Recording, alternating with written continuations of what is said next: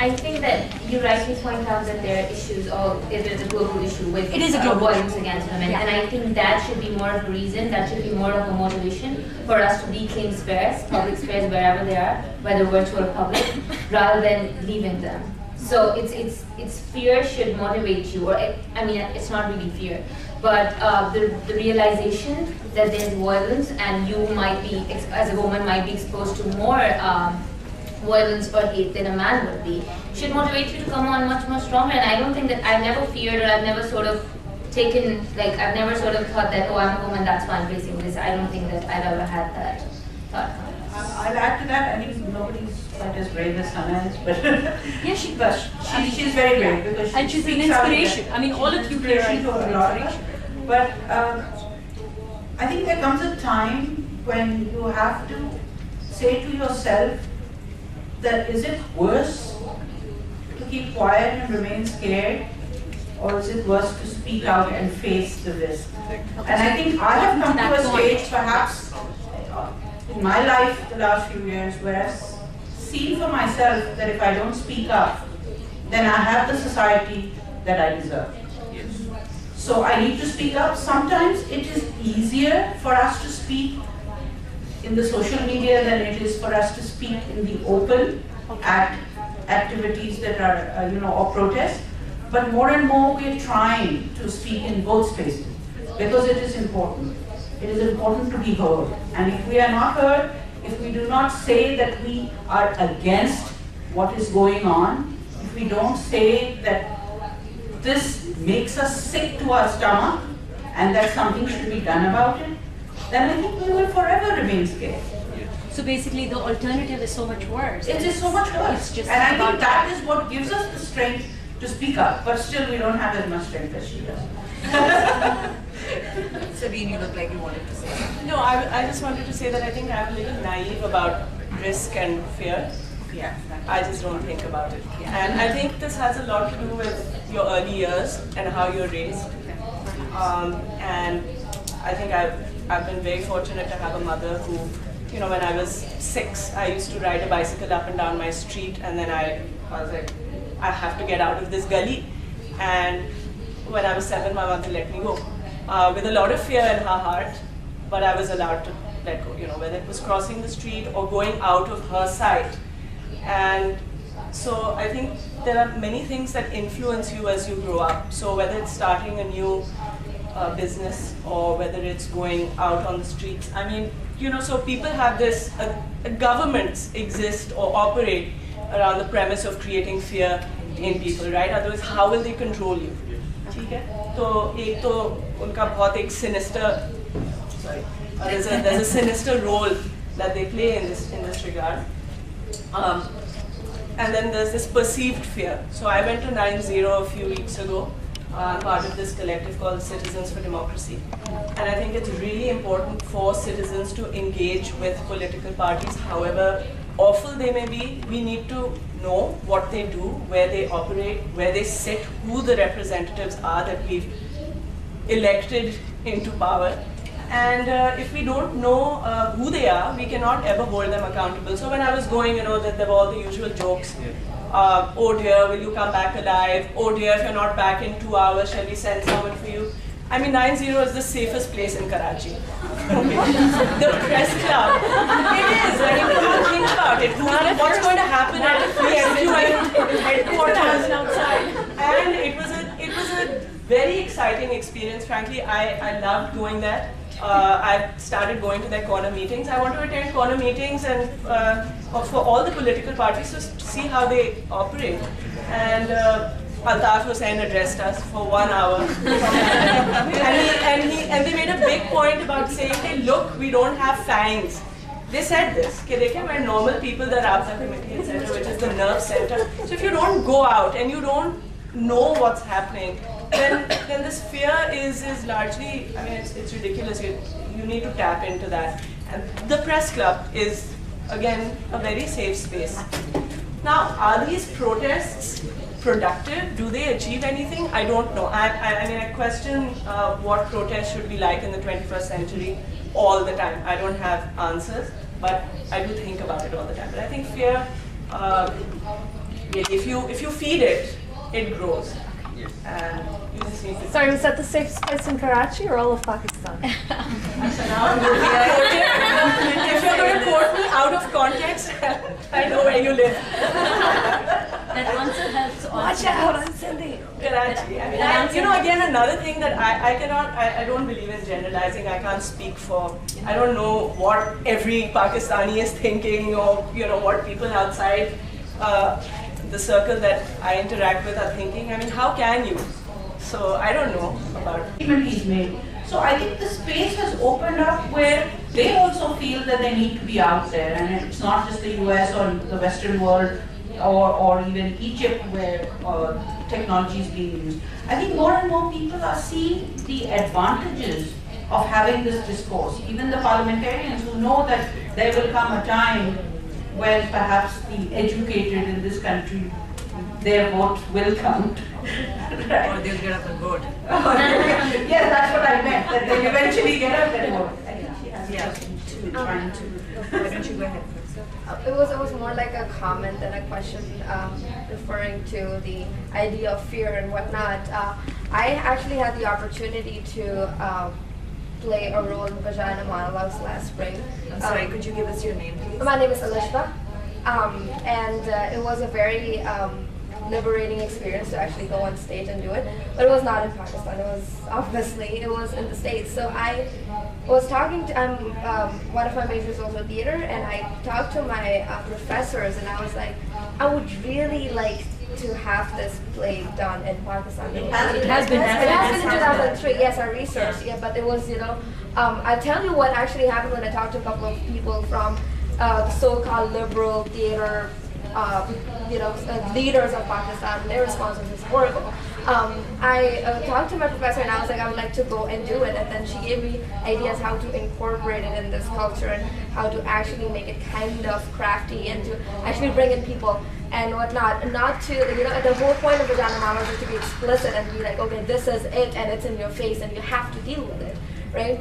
I came over here and I landed in Lahore and I talked to I went to Piru's Cafe and I talked to these Firzona brothers. Oh my God, I was actually stunned by the way they were discouraging me. They're like, there's a lot of stuff in our literature that's crafty and that's this, that talks about this. You don't necessarily have to do it this way. And the woman's response was actually not that great when it happened here the last time. I am not too sure what's the truth value of that comment is, but to actually come, being 21, coming into Pakistan and actually wanting to do something like this, yes, I do have a little bit of fear, but I am actually determined. And I'm like, before I leave to go back to do my studies, and all of that stuff, I'm here for a couple more months, I want to have it done. So from Facebook and Twitter activism, to bring it out in the public, to bring it out to the real world, and then have people talk about it. I think that gap needs to be covered by people like us, because I talk a lot, I blog a lot. I just had a ridiculous debate with a very dear friend of mine who I thought was liberal, but thinks that sometimes women are to be blamed for when they are raped, So when things like that happen, it actually motivates you that, it doesn't matter if you're going to arrest me, or it doesn't matter if you're going to talk bad about me, going to kind of, go all over me, put tabs on me. I am going to have to do it. So you feel that you are determined. You have to had do a it. question, is that right? It's not a question actually. I want to share something. I may be the youngest in this group. I'm only 19, and I came from the Philippines a year back. So I've been here for a year and a half now, and I've been in Twitter for a year. I've seen these people and I got inspired.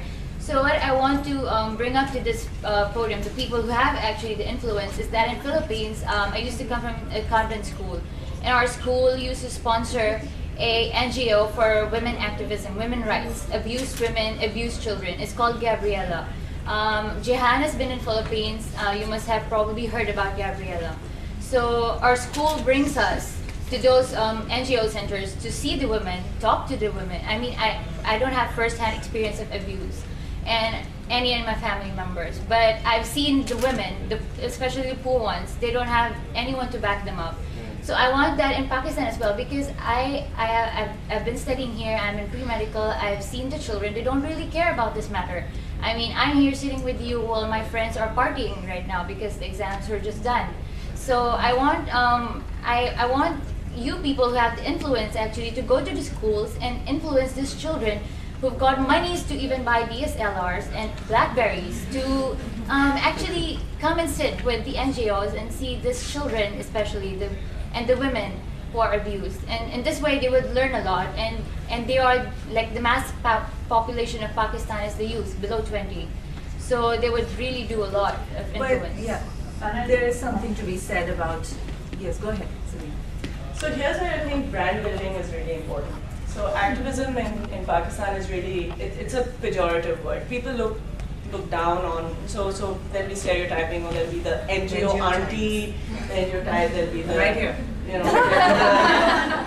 New on the scene. new on the scene, you know, you've given up corporate media to become an NGO auntie, you talked about the hysterical woman. So there's all of this, and a lot of people will obviously prefer to join a corporation. A group, which is established. That's right. So there's no risk involved, there's no, you know, so then people are apathetic, they'd rather not bother, it's so much easier to just get on with your life. Yeah. So there are all these issues around activism, and I think there we need brand building, we need to make this sexy.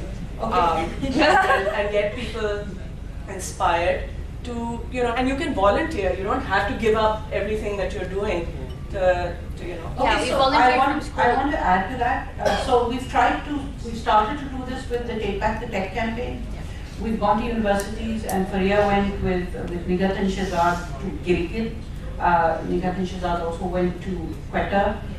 We have spoken at universities across the country. We're trying, I mean, not in every city yet, to talk about the issues and to tell them how they can join hands with us to try not only to spread the word that this is a problem in this country, that violence is being perpetrated, also to tell them how to keep themselves safe online, how to work with security settings on Facebook and Twitter, and how to keep whatever content they are creating on mobiles, how dangerous that is, you know, how they should keep their privacy in mind when they're doing things like that, the kind of things that are happening that they should be aware of. So lots of us are doing that now. Instead of taking them to NGOs in particular, as Sabine was saying, that's probably not the way. Let's take them out into the real world. Let's go out to them. Just starting it. Yeah. Right. So let's go out to them, and in universities you can talk to 200, 300 kids at a time, and many of them do want to get involved.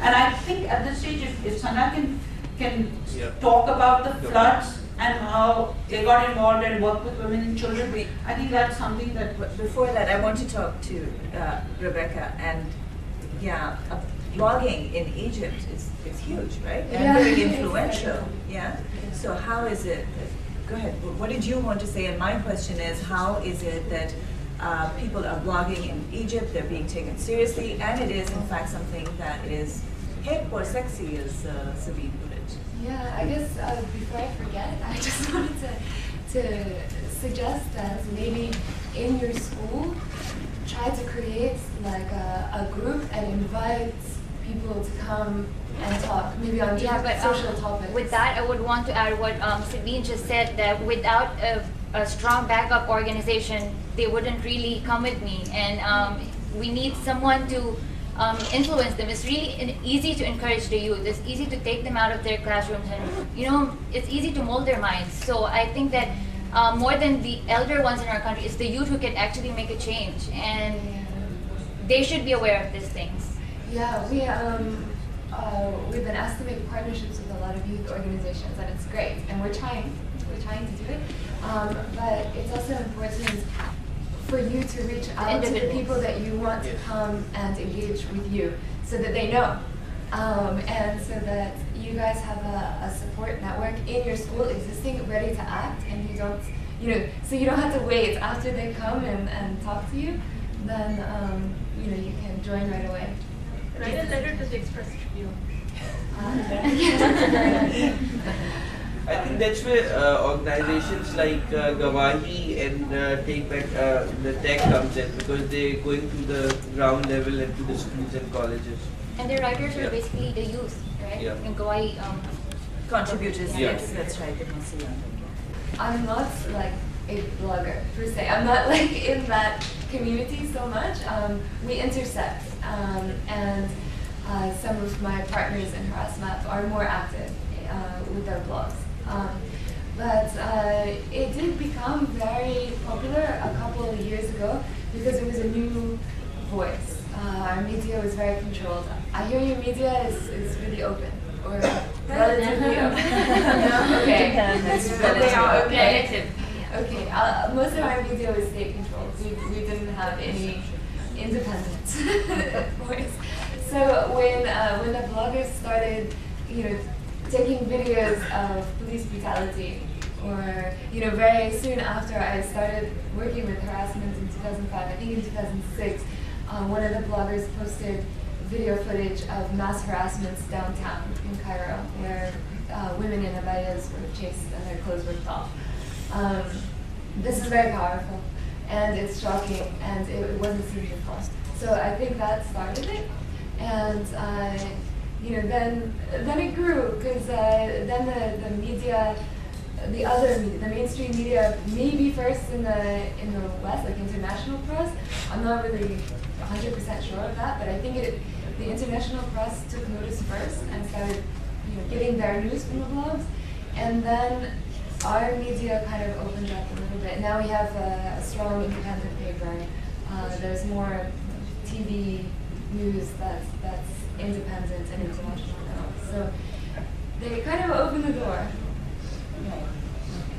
You can't underestimate, especially in countries like Pakistan, where literacy is a problem. Things like YouTube, where a lot of digital stories like Mangawai.com, or even stories. There's an organization in Lahore, UET, which got together with Apwa, and illiterate women actually created digital stories about harassment that they had faced and put them up. They were taught how to put them up on YouTube. So I think the fact that you can now put up video and audio content and share your viewpoint is very strong. And visuals, of course, photographs speak 1,000 words. So blogging is not restricted to now text anymore. No, not at all. Video logging. And local language. So I think that there's so much power out there that can be harnessed. Right. There's so much that we can do. And people are doing it. People are using it. I was just going to say it's really hard, Nabiha. Yeah. Because I've been a teacher for a very long time, and so there's wonderful optimism that we can go into schools and make a difference. The schools won't let you come in. Okay, first of all, Especially for if they issues let like you that. come in, if you're the student who's brought that person in, good luck. Okay, I'm sorry I'm being really pessimistic, but I'm trying to give you a bit of a realistic voice because I feel like we've all moved on to the clouds at the moment. And with branding, it will help. But the brand will then get the CIA upon. So what do you do with that? Actually, I've been working at the universities, and universities are actually encouraging it because they're seeing more and more instances of online harassment. Maybe it's just Lahore. No, I I'm talking about Islamabad, Lahore, Karachi, Quetta, Peshawar, But these are public or private? both. Amazing. Okay. Both. I think So if I we think started actually, I can guarantee they will. Things are changing because when heads of universities see that this is becoming a problem, they actually invite, they ask us to send Faria to speak to kids. And they said because many of these kids come from either boys' schools or girls' schools, and they're suddenly thrown together in a co-ed environment, and so they don't know how to behave, they don't even know what constitutes harassment, and they're using technology to harass the girls, or sometimes even the girls are harassing the boys. that must be happening too. So they said we want some sort of orientation, we want you to talk about things like this, because they need to know. And soon they'll be going out in the real world and suddenly they'll feel like aliens. So. Because a lot of universities, unfortunately, also setting up a bit of a Saudi police thing over the summer. As I've found out, like a lot of some of your top universities where we want to talk about secularism and harassment, and I'm not going to name the university, but it's one of the best ones. Setting up a committee for Mumbai's virtues, morals, this, that, and for those of us who try to on the opposite, they'll be more obsessed about PDA than what's happening with the kids who are secular and being in the So, Is it Ekula University? I'm not I can't name. I can tell you in August.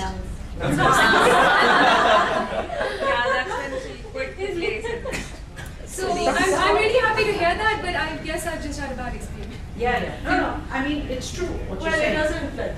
it doesn't eliminate the Yeah. fact that there is a problem, right? I mean, some good examples will, you I can hope always it find examples. Turns into a waterfall effect, actually. I think in some cases you need to sidestep the issue. So I run a public space in Karachi, and often people will say, oh, why don't you go to schools, why don't you go to universities? And I think sometimes it's important to bring people out of those cloistered environments and expose them to a different world. And we work with a few schools, but we never go there. We always ask them to come out. That's And so one of my agendas is rational thinking, for That's example. extremely important, yeah. So so kids from the school come in to watch films and have discussions. So we've screened stuff on evolution, and these kids transform when they're outside. And so I'm a bit of an anti-school activist. I'm not saying that people shouldn't go to school. I'm all for lifelong learning, but I think we need alternative spaces for learning to take place. And so these kids come out of that environment and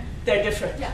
And then the teacher is just this one person in a corner who's kind of marginalized in that space.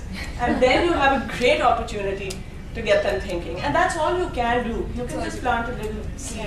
Well, I hope it's a waterfall effect because it's... No, and now A-level students there are groups that are encouraging this. There are A-level students There are some schools. who held an activity at T2F where they were talking to other A-level students, and this was a whole room full of A-level students, about harassment and about women's issues and stuff like that. And they said it's part of what our school insists should be part of our curriculum, that we should be learning about these things and becoming aware. So, Yeah. and women in rural areas who are creating radio programs. So, what is the name of that outfit in Islamabad that does all this training? Us is training women, and so things are happening.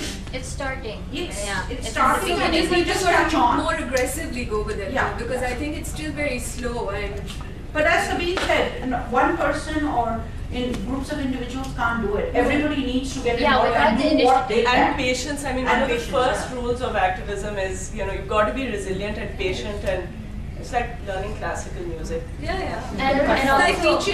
And also with respect to your question about activism, I think if a group of students within their school, within your class, like you, could start talking about it, you could possibly there are a lot of people doing that. So, but you can initiate it. So then, of course, that's how you can get people the heads or whatever to sort of welcome such initiatives, because if they see that students are interested, maybe they would arrange for these things, maybe they would be more welcoming. Actually works more. Yeah, because otherwise if we approach them, they're like, our students are not interested, they won't be interested, not many will come, are you sure you want to do this? But it's good, it can work the other way around. If you start it and then they invite us.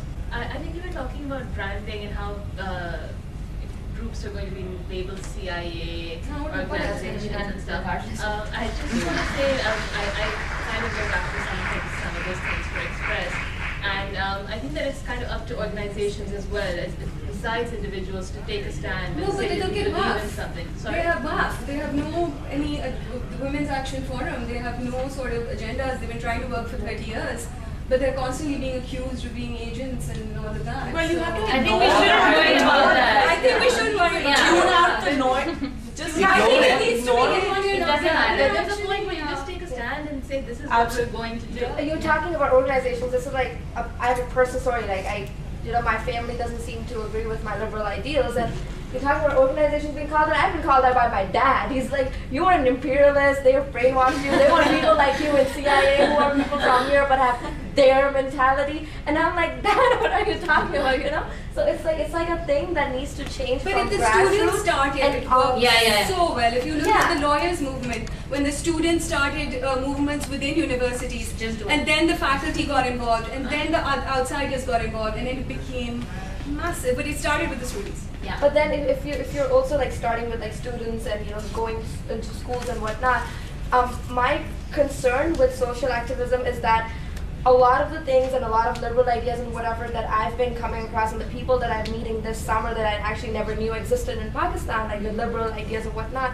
they belong to a certain social niche. Class. Yeah, Yes. they do. What do you And that think, is Sana? one thing that I want to, like, I want to know how we can we can spread this out into the middle class and then go towards, especially I think as the middle, Pakistan I middle class is actually actually think, creating I'm a going lot of to chaos. differ with you there, because I think that the privileged classes of Pakistan have the opportunity and the resource to do so much, But then and yet not- they don't do yeah. anything, Exactly. So I'm just especially saying, the how do young we people. penetrate that? But I How want do we Sana Can I penetrate just say it? something? Yes. Just real quick. I have a real problem with this label of liberal and conservative and this and that. And I think if we change the language a little bit and start talking more about progressives and sort of just being, as a progressive society, we don't want to swing to liberal or whatever.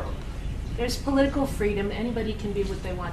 But if the idea across the board, across all social classes, is for forward movement, evolution, progressivism, I think language has a big role to play. Humanistic.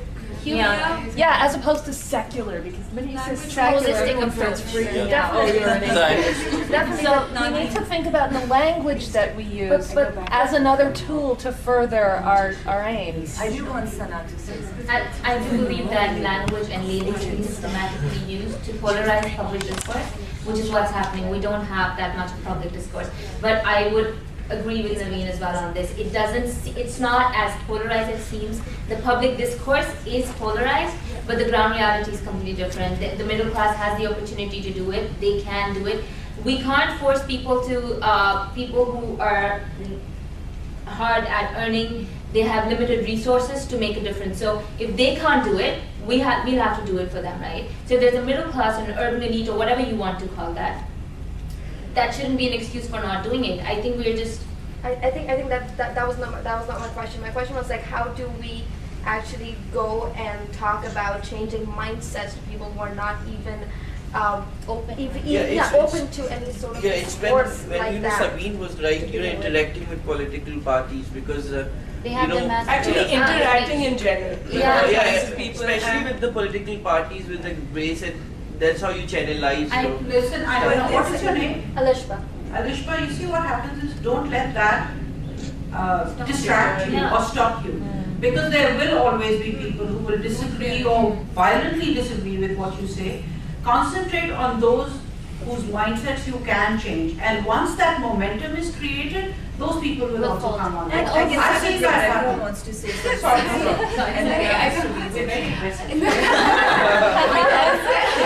And this is very much a local thing as well. Like, it's different in all of our societies, I think. But I just wanted to share with you our experience that with women's issues and violence and harassment and all of this, there is a label that's very strong as well, that feminism and violence and these topics are all like from the West and are trying to change culture, right? Yeah.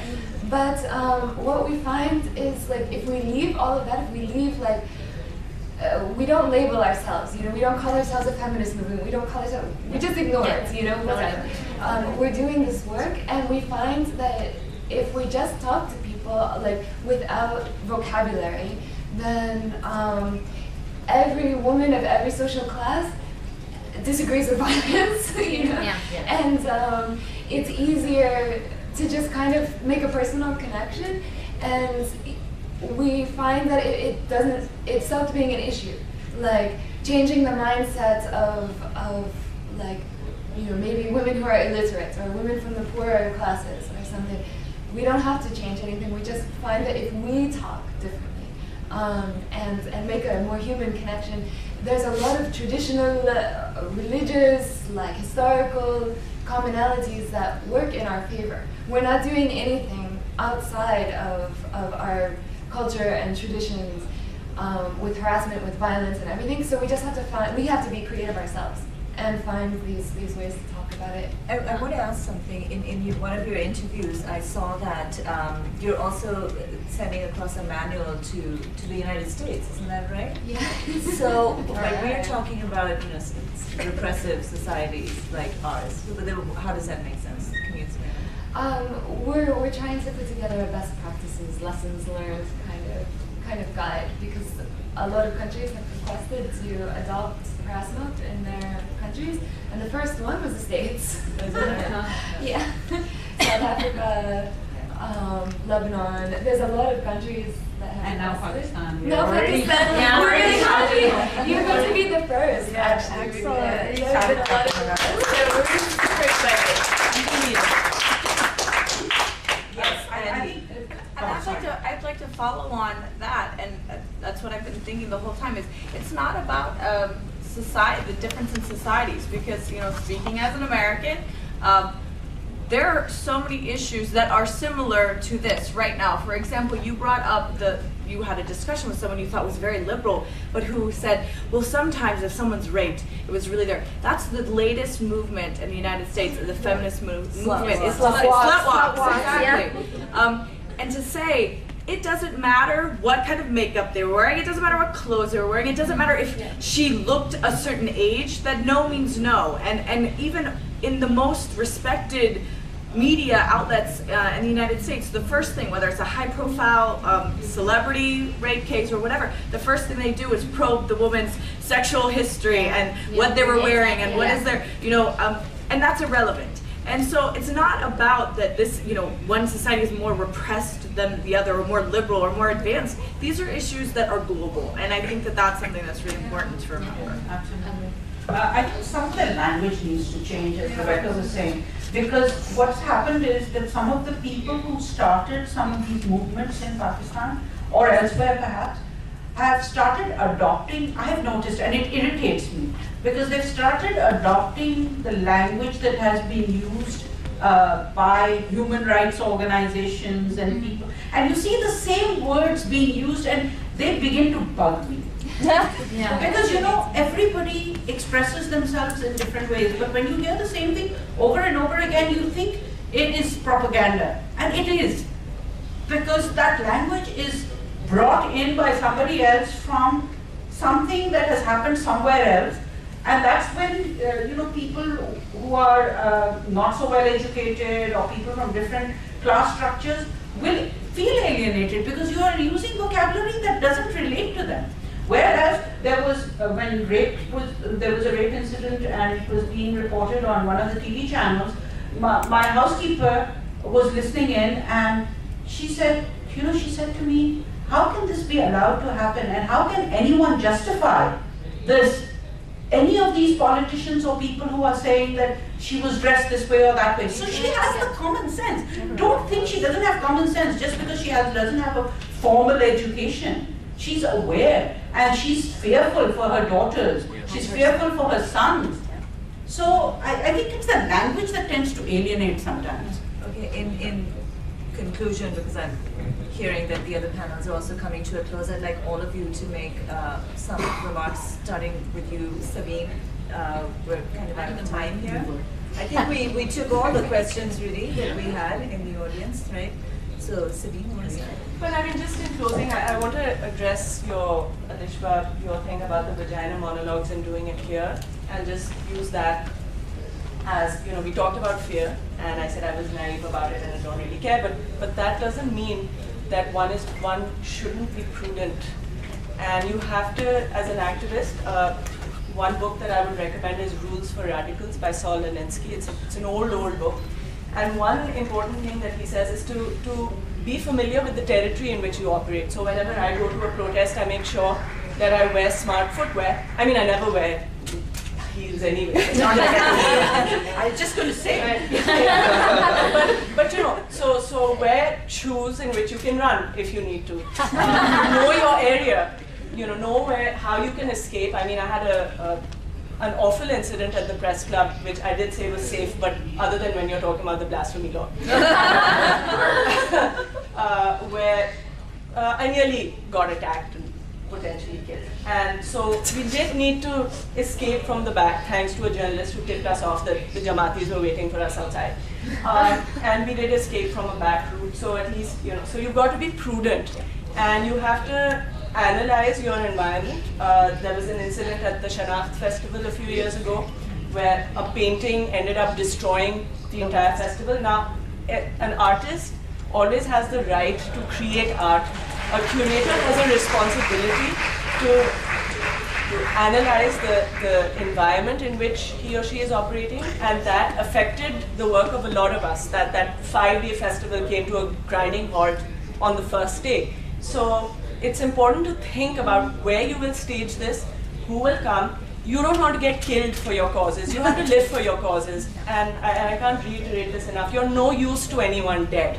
So you have to think smartly about things, and this doesn't mean you don't take up hard issues, but think about the problems you're solving and whether the solution that you've come up with is really going to address that issue or not.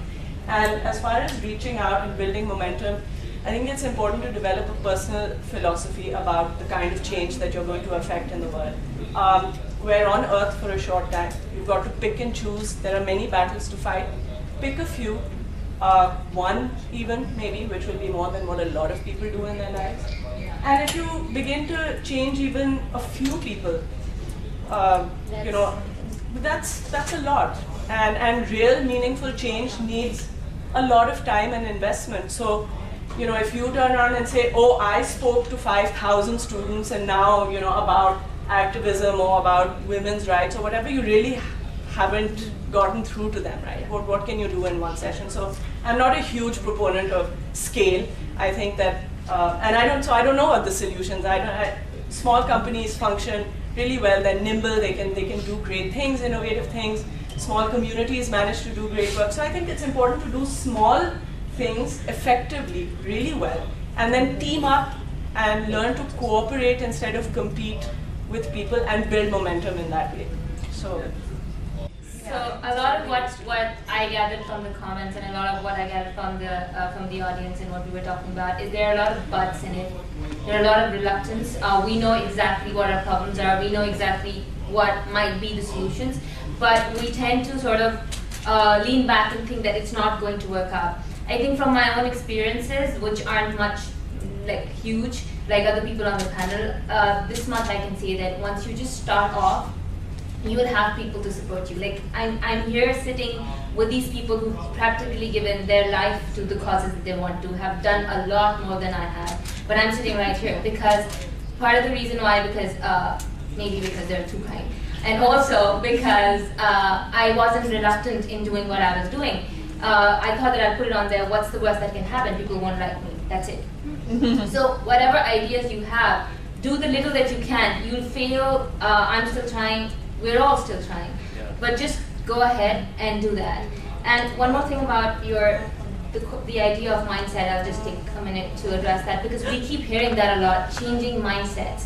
I think we approach that thing, that whatever norm, in a very, very selective perspective. Because for us, changing mindsets is more like implementing what we think is right. And it doesn't work like that. And with my own experiences, I would just share that I worked with flood survivors for 5 months last year. And I saw and I worked with a lot of women and interacted with them. So when I interacted with them, my first feeling was to just, sort of train them and tell them that, you shouldn't be treated like you are, and more of like, this is not what you should be doing. But I can't, because they're going to go back to their life and I'm going to go back to mine. And there's a certain culture that they follow. So we did just simple exercises. The first time we met them, I just would say salam and ask them how they are. And they would start talking about their kids and their husband and everything. So the second time I went to them, I asked them the same question. And they said the same thing. And so I said, when I ask you that question, I want you to tell me how you feel, how you are doing, what problems you are facing. And because we were already doing sanitary napkins and everything and doing maternal health as well. The third time I went there, these women were not only talking about themselves, they were also asking me for iron supplements, calcium supplements, and you name it, everything. So it's really not about changing mindset. It's not really, they're not going to open up or not talk to you. You'll be amazed. Just go out there and do it, and it'll just work out. I think the branding, whereas it's important, like I'll just focus on the Take Back the Tech campaign. We started off with a very small group. I got together some young men and women and told them that, look, I'm really excited about this. This is a global campaign. It's not a local Pakistani campaign. But I think this is really exciting, and it's something that is very important to our society. And they just came on board. Jamal here took pictures, we made videos to explain why we thought it was important. We put them up on YouTube. Dina wrote a song for us, which we got a couple of other girls, Malia and Lisa, to sing for us. There was so much content that we developed in order to spread the word. We had t-shirts, we had, so not a lot of money was spent on it, but a lot of effort was spent on it. Naveen wrote a blog, Sana wrote a blog post, and Sabine provided us with the space, so we held interactive sessions. There were people who were already doing things in the space. We just brought them along and said, okay, so-and-so, you've been working in this space for 30 years, tell us, we are new to this, but we want to help you. And we want to spread the message of what you're doing and connect you with people who do think this is important. And now violence has taken on a totally different direction. And we think that it has become real for us now. Up until now, we thought it could only happen to somebody else. But now we know it can happen to anyone. So, those are things, as soon as you start getting involved, you find people join the cause. There were young people who contacted us from across the country who said, how can we join? And this was young men and young women. Somebody said, oh, a cousin of mine, this happened and I don't want that to happen to someone else. So I think it's just a question of taking that first step, and then you'll find that a lot of people will come and support you. I don't have anything to add. That's exactly what I would say. Words. Don't wait That's for you shouldn't wait for people to come to you. Just do it. You'll find people who support you. You'll find your resources. I would like to say in conclusion that, as I said before as well during the discussion, that the privileged classes of Pakistan have so much at their disposal, and frequently it happens that people become complacent, they become, bored or whatever, I don't know, but they don't feel motivated to go out in the street and do something. So where others can't, you should. I saw in Brazil that people from the upper middle class and middle class are doing that. I don't see why we can't in Pakistan. Nadia Garib has asked me to say that workshop registration desk is open by 1:45 p.m. downstairs. So if you haven't registered for a workshop, please do. And also the lucky draw is at the end of the day, holding you hostage. There's an iPad 2 and a netbook, and that's going to be announced during the closing session. Lunch is upstairs where tea was. Thank you so much for joining us. And